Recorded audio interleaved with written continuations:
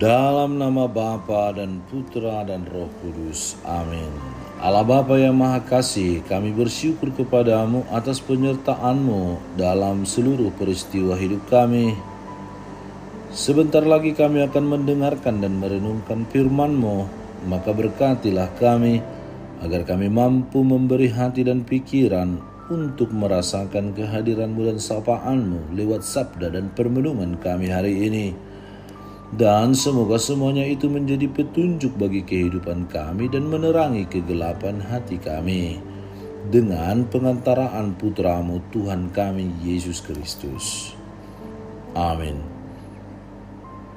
Tuhan bersamamu dan bersama rohmu. Inilah Injil suci menurut Lukas, dimuliakanlah Tuhan. Pada waktu itu, datanglah kepada Yesus beberapa orang membawa kabar tentang orang-orang Galilea yang darahnya dicampurkan Pilatus dengan darah korban yang mereka persembahkan. Yesus menjawab mereka, "Sangkamu orang-orang Galilea ini lebih besar dosanya daripada dosa semua orang Galilea yang lain karena mereka mengalami nasib itu? Tidak, kataku kepadamu. Tetapi jikalau kamu tidak bertobat, kamu semua akan binasa atas cara demikian.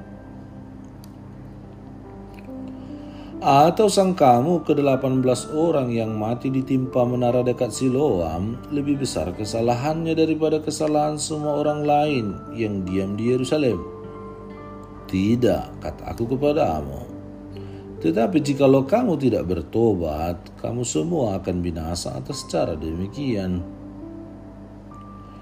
Lalu Yesus mengatakan perumpamaan ini.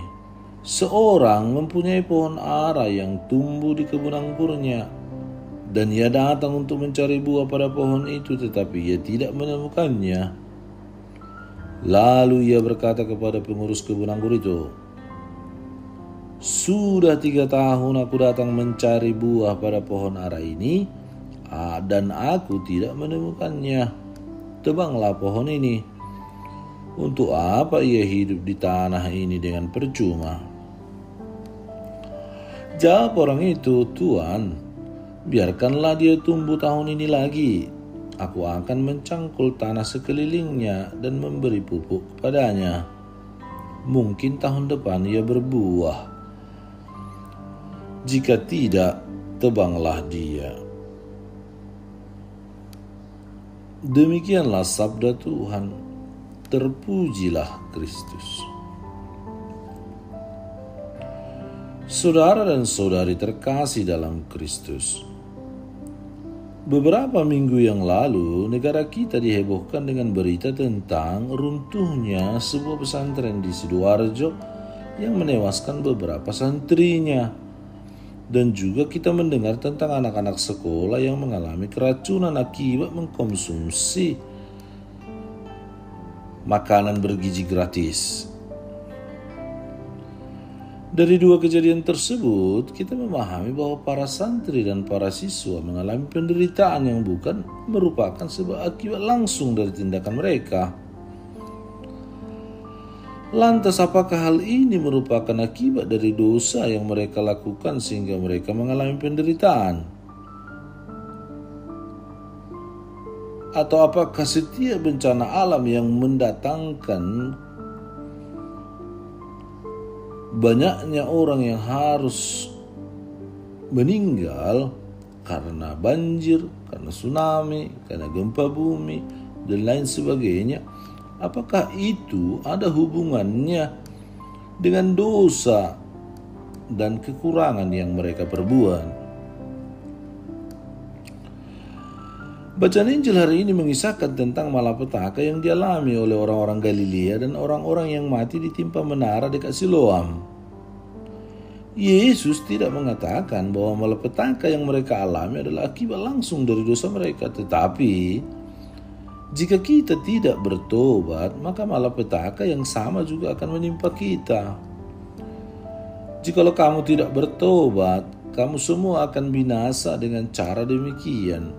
Yesus mau menegaskan bahwa tidak setiap penderitaan disebabkan oleh dosa, Namun dosa pasti mendatangkan hukuman yang dapat menyebabkan penderitaan.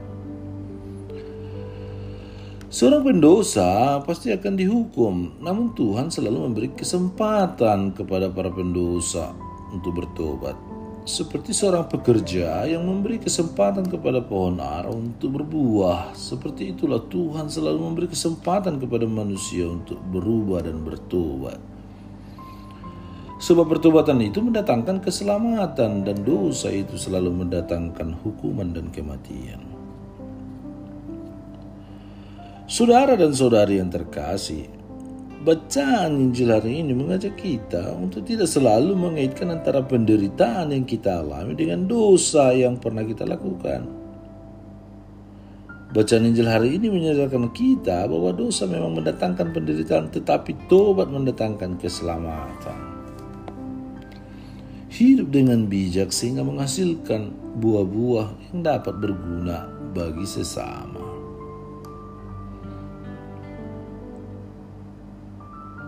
Tuhan Yesus, Engkau mengenal isi hati kami lebih dari siapapun.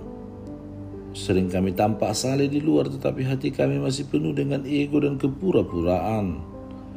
Bersihkanlah kami dari dalam, agar kasih-Mu mengalir melalui pikiran, perkataan, dan perbuatan kami.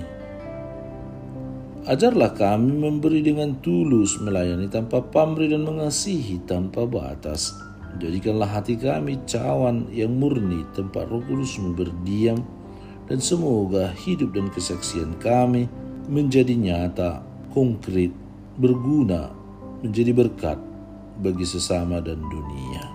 Sebab Engkaulah Tuhan dan pengantara kami. Amin. Tuhan bersamamu dan bersama rohmu. Semoga saudara sekalian dilindungi, dibimbing, dan diberkati oleh Allah yang Maha Kuasa, Bapa dan Putra dan Roh Kudus. Amin.